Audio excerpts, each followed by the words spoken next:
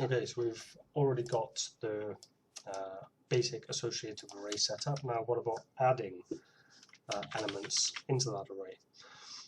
This, you can't do it the same as we've done earlier with the array push, but a quick easy way is array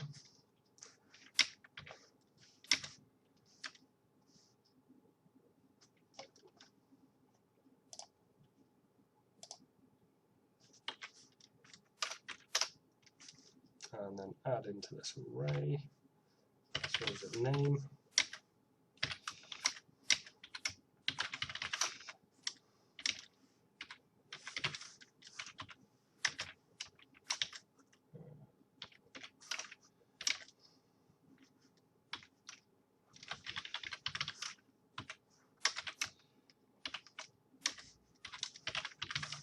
and color blue, and capital C, just makes it easier later on, keeping all these code the same.